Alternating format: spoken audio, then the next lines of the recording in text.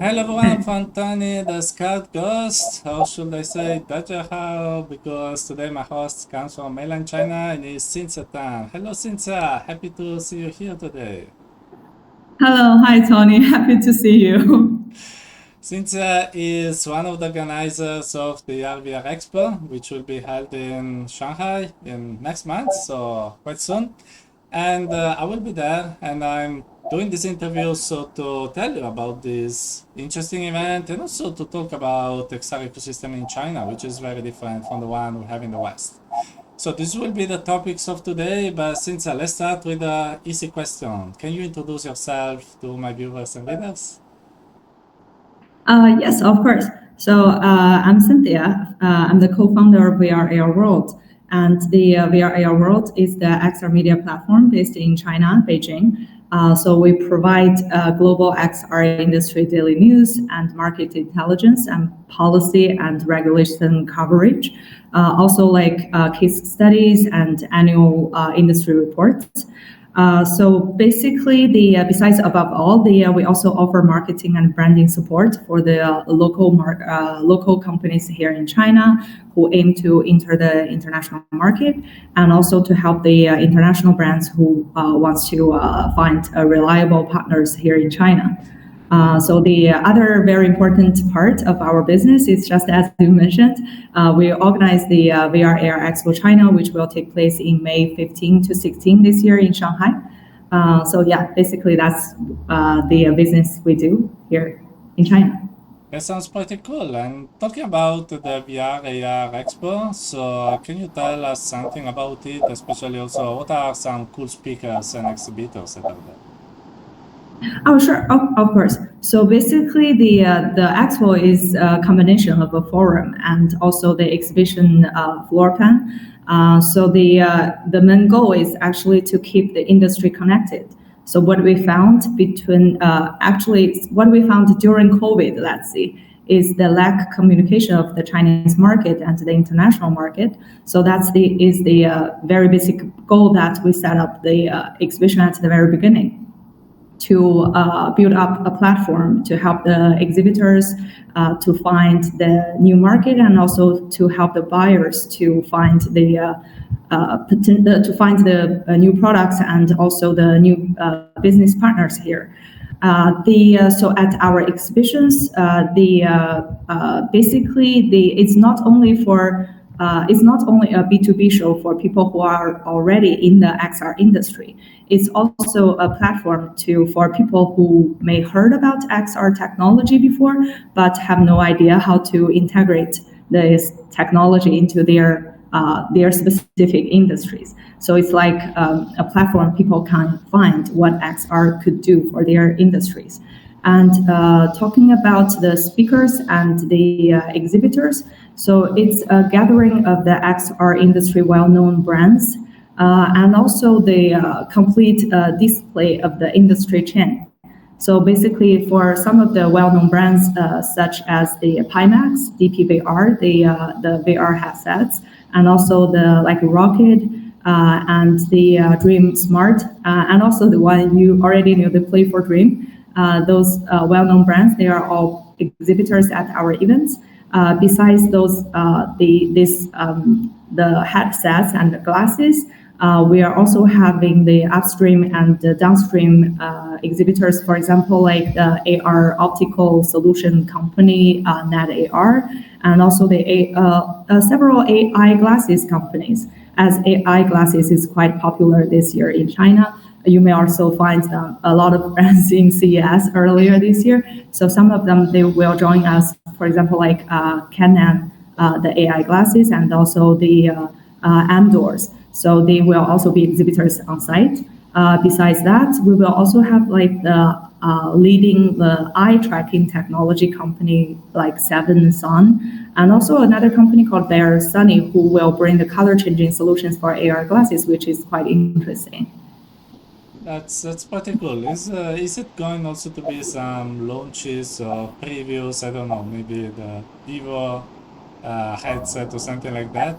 Can we expect some Yeah, surprises? yeah, you that will be the surprise. You'll find it out on site. Then can't I have a teaser? Like a combination of pizza show. Let's see, let's see. That sounds cool. As long as there is no Yeah. durian on pizza, I'm on it. Yeah, okay, pizza and chocolate. That's good. And you said something very interesting, by the way. I want to dig into it quite a bit about the communication between let's say, the Chinese tech ecosystem, VR ecosystem, and the rest of the world. You said that there is some problems. These Chinese companies want to have some kind of recognition and visibility from Europe or the US, etc. Why do you think there is this problem of communication? Is it because of the language barrier? Is it a cultural problem? Is it a logistic problem? What do you think is the main reason behind that? Well, the first, of course, language barrier is always the one of the big issues between the communications. That's for sure. And the other thing, as you've mentioned, is the culture, like the way people doing business in China and people who's doing business in the Western world is quite different. And that's the because our company have been in this international exhibition industry for more than 10 years. So we've been helping like hundreds of China exhibitors to participate in international shows. And during those time, we can see the different of people who's doing business here in China and in the Western world. So for example, like very basic information, the very basic difference is like, remember when you participate CES, you like to organize like interviews in advance and to have everything like prepared, Yes. prepared and everything. But in China, the people always like get the information very fast and at the very last minute.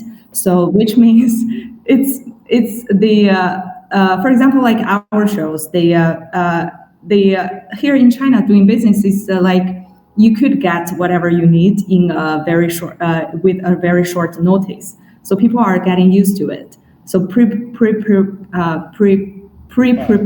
for everything is not like very popular here.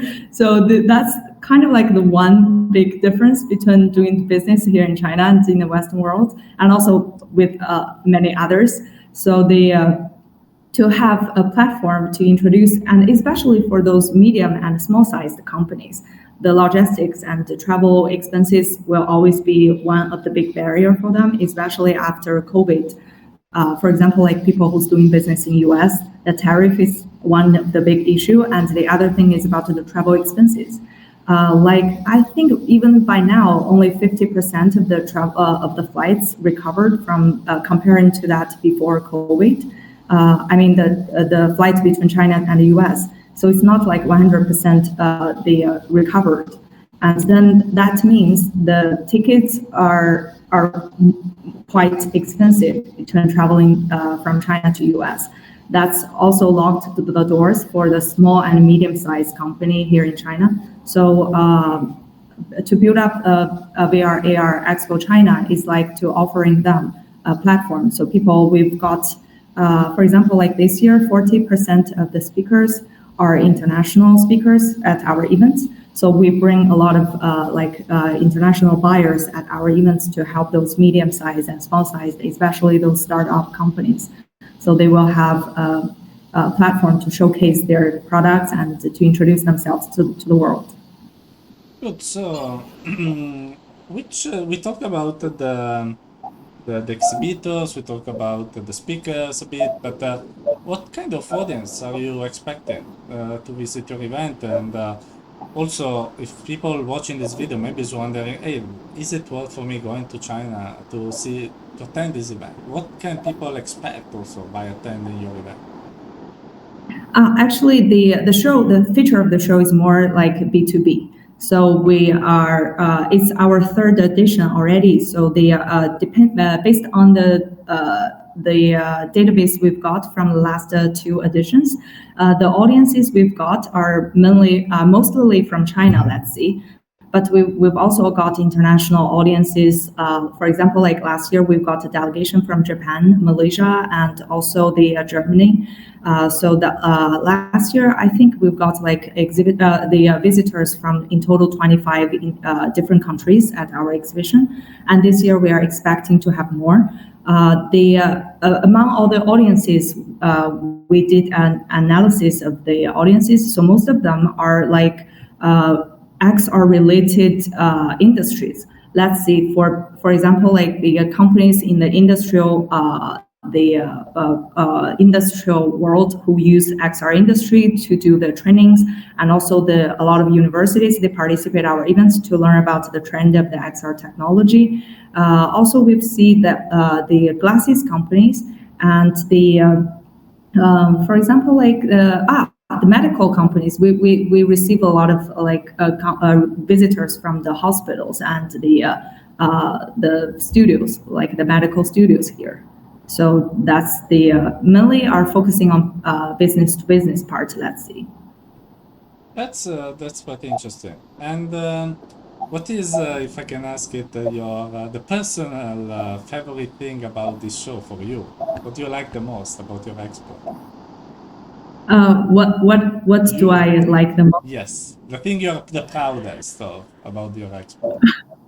Okay. So the thing I like this expo is like it's bringing everyone all together. Besides business, it's more like a family because XR industry is comparing to the other tech industries is still relatively small industry. So at our events, you will see everyone in this industry. It's like an annual reunion of the industry of all your friends and all the people you know probably for years, and then you met them annually at our events, and then they bring like new business partners or they bring their friends. You through them, you will have you will have the opportunities to meet some more interesting people. So I think that's the most important, the most interesting part for me. The reason why I love the exhibitions. That's pretty cool. And if someone has been convinced by your words to try to join the expo, what's the best way to buy a ticket or stuff like that? It's easy. So basically, you just they open our website, vrarexpo.cn, very easy, and then change the language into English if you're an English speaker. And then on the upper right corner, you will see a button with registration. So simply click on that button, and then you can choose whether you are a media or you want to be a visitor. Unfortunately, we are full of the speakers this year, so the agenda is already full. We are not accepting more speakers this year, but there are still, I think, a few exhibition spaces. So there are still like a few spaces for the exhibitors if you are interested in joining us as an exhibitor as well. And then we are having a discounted ticket rate until the end of this month. So you're still able to get the early bird price if you register before the end of April. That's cool. So we'll leave, of course, the link to the website in the description of the video or in the transcription of the article for who will read the text transcription, so people can easily get a ticket, and so we can meet also in Shanghai because I will be there in 1 month. So I already have my plane tickets, so I'm not escaping. I will be there this time. And I want to ask you a question because this can be a bridge also to the switch between speaking about the event and speaking about XR in China in general. Is people, of course, can, like me, can go there or can even have a booth, an exhibition space. But something that I always found a bit difficult for us Westerners is trying to do business in China because, of course, there are different regulations, there is a different ecosystem. It's hard even to not do business when you are not there, especially when you are like me living in other distant countries. So, what are your suggestions maybe for people that want to join your event because they want to explore the possibility of actually doing business in China with their Western products? Do you have any suggestion for them?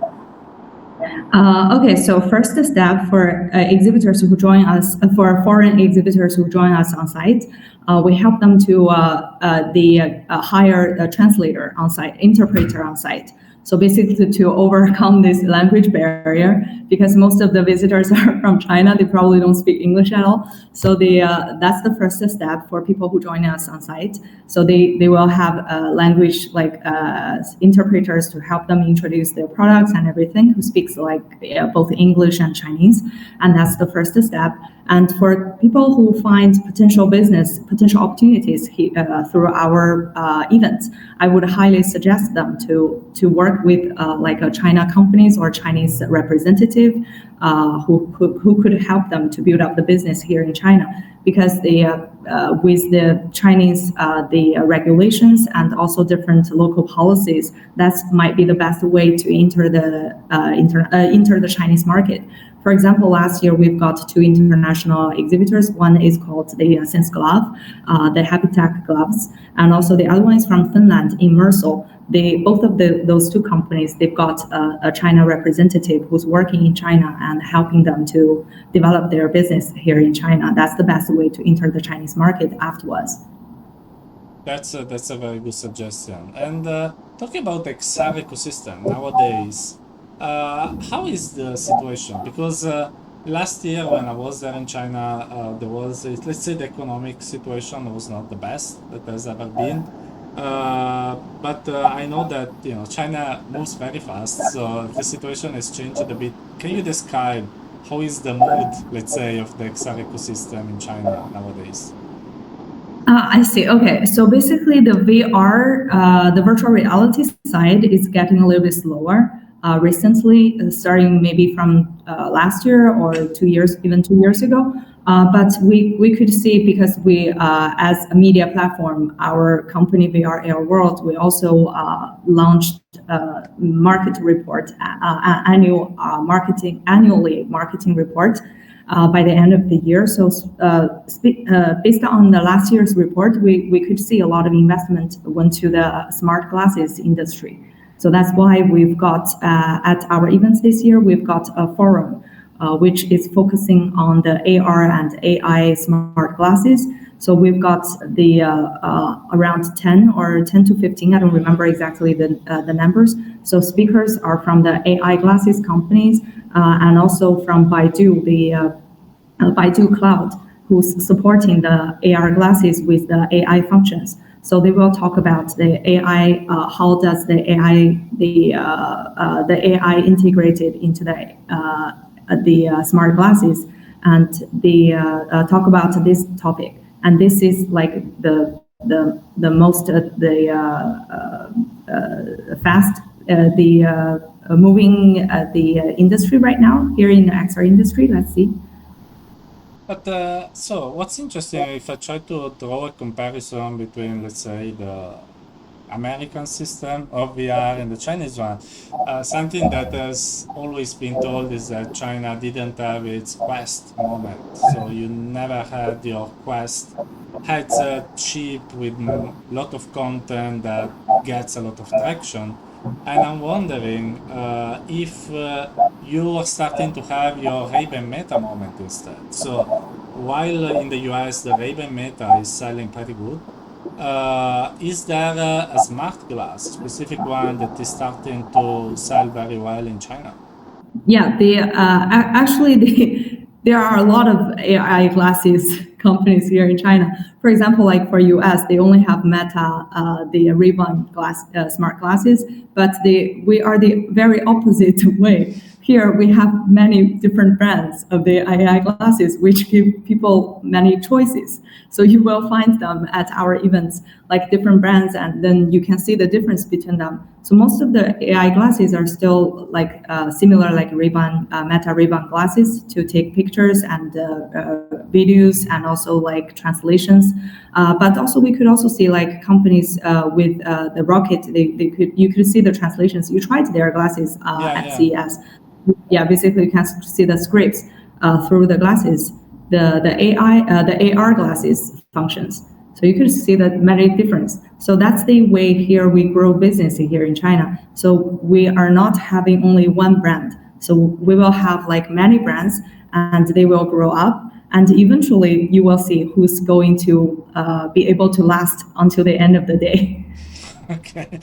So at the moment, there is not a brand that is much above the others No, in terms of sales. no, not yet. Yeah, it's still like everyone is still growing on the market to see who will be the winner eventually. Okay, that's very intriguing. And talking instead about VR, we spoke some time ago, and you told me that currently the only very successful thing about virtual reality is these large entertainment spaces Yeah, yeah. where people can do some kind of experiences. Can you talk about them? Because I think we don't have an exact equivalent here. We have something similar, but not the same. Okay. So basically, besides the AI glasses, which is quite popular recently in the virtual reality part, the VR large space experience are quite popular here in China. So those VR large space experiences are working together mostly with the like the museums or about the traditional Chinese figures. So people can wear in the VR glasses and step into like an ancient story, and then you could the like it's not only watching the film, you are part of the film. So that is quite popular here recently. And then we will have, and also these VR large space experiences could also find, you could find them in the mall. So people can buy a ticket if you are like wandering, spending the weekend in the mall with your friends. You can just buy a ticket and have a VR experience, just like you go to the VR film theater to see, go to the film theater to see a movie over there, similar like that. So have a VR experience. And then that our exhibition this year, you could also see we are going to bring two VR large space experiences on site together with other VR films. So you will see that on site free of charge. Wow, that's cool. That's cool.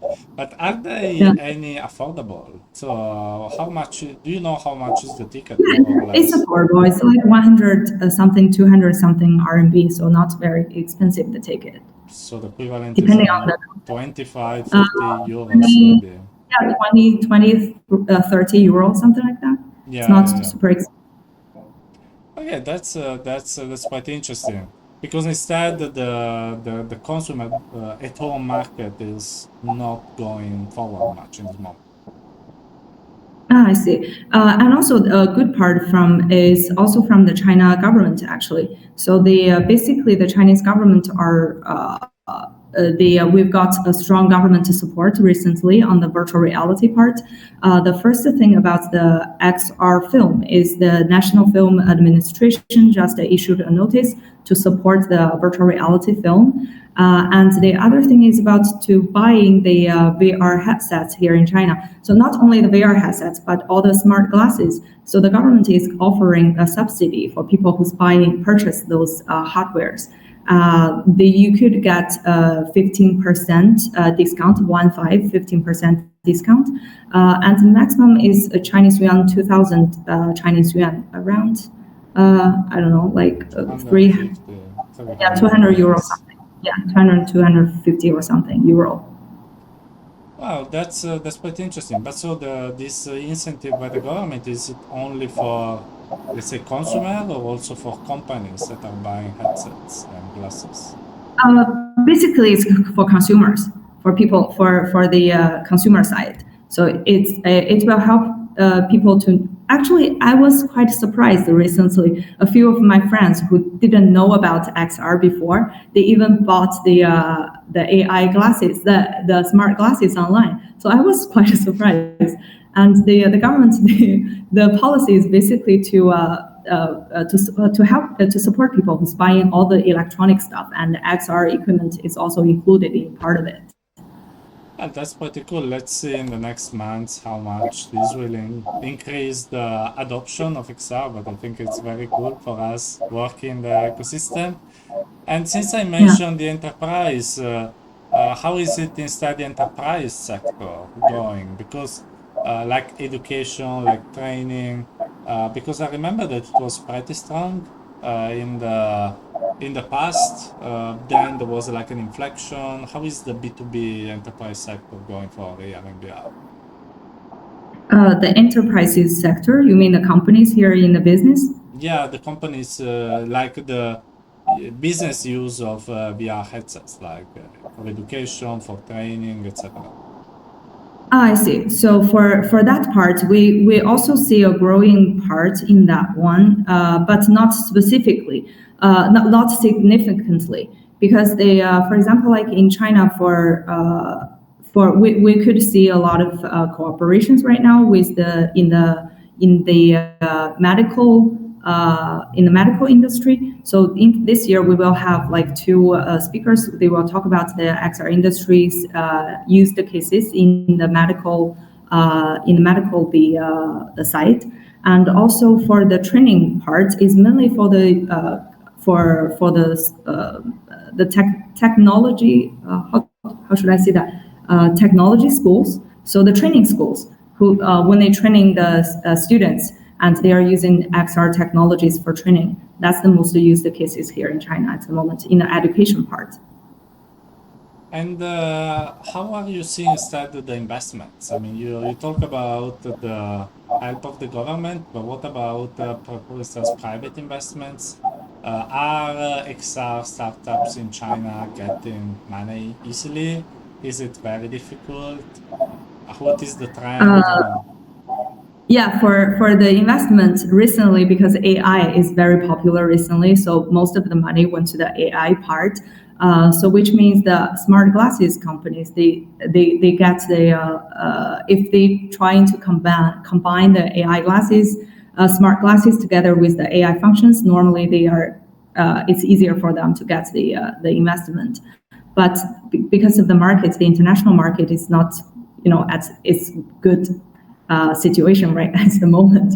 So the investment is like everyone is looking for to get more investment. Unfortunately, I would have to say that this is not the very best moment right now. Yeah, I see that. And by the way, since you talk about the crazy moment we are in, what is the current, I don't know, what are exact people thinking in this moment about the tariffs and the trade wars between China and the US? I mean, how do Yeah, you think this can affect the ecosystem? well, actually, here everyone is still looking for what's gonna happening because it's right now it's still happening. We don't have Yes. like a final conclusion what the right now. So every day is changing. So yeah, so it's still like the movie is still on. Let's see what's gonna happen at the end of the movie, and then we will have an answer by then. But during this time, it seems like because it's like the policies between the countries, so there's nothing we could do about it. But let's see. Let's see by the end of maybe by the end of this month, what's gonna happen. Maybe we'll have a more clear answer before our event opens. Well, I hope it will be good news because I think we need some good news. And I just have a few questions remaining. What you're saying is very, very interesting. And let me ask you also a question about the difference. Another difference we have between West and East is about the focus on hardware versus software. I mean, I'm a Unity developer, I'm a software guy, and I know that mostly in China, XR, especially VR, is about hardware, while in the West is also a bit about hardware, but most about software. So why do you think we have this difference? I think first of all, because China is we are not only in the XR industry, we are a country who's mainly focusing on the manufacture part. So it's like the world factory here in China. I mean, it's changing now, but still, like because of this part of this reason, so people are really like it's easier to grow up the hardwares. You could find everything here in China. Like it's easily to get it made. Let's see. So I think that's one of the reasons. And the other reason is about hardware. It's more like a culture stuff. So hardware is something you can touch, you can feel it. So the investment is easily to go into the hardware at the very beginning. That's why the hardware companies are easily to get like investment and the money support and everything at the very beginning, and that's one of the reasons. And also here in China, not like the Western world. For example, like the creators and the studios, it's always like maybe a few people. They just they have this idea and they decided to develop a game or whatsoever, a software, and then it's very small size, maybe only with a few people. But that's not very popular of how you do business here in China. But we do see the growing of the content creations here in China. Even for this year, we've got quite a few the content companies here on site. You will find out when you come to China. So that's we did see like a growing in the content part, which is quite interesting. That's pretty good. And imagine that someone is going to your event in Shanghai, and since he made or she made a long trip to go there, of course, maybe wants to stay a bit more in your country. So, which cities do you suggest to visit to get a bit more a hold about the XR ecosystem in China? Ah, I see. Okay, XR ecosystem, or you just simply want to see the site and everything here Let's in say China. for XR, take to the let's say to the work part. But if you also want to suggest one cool city to visit, of course, that's always a good suggestion. Yeah. Okay. So basically, the three or four cities are very with the most of the XR companies right now here in China. First is Beijing and also Shanghai, which city is our show will take place. So basically, if you want to stay connected with a lot of XR companies, you could stay a few more days in Shanghai. Also, maybe visit Hangzhou, which is near to Shanghai, like 1 hour something away from Shanghai. And also the other city in the southern part of China is Shenzhen, where you could also find a lot of XR companies. But if you're visiting like China, I would highly suggest Beijing because I'm based here. So you could see the traditional part of China and also visit a lot of XR companies here.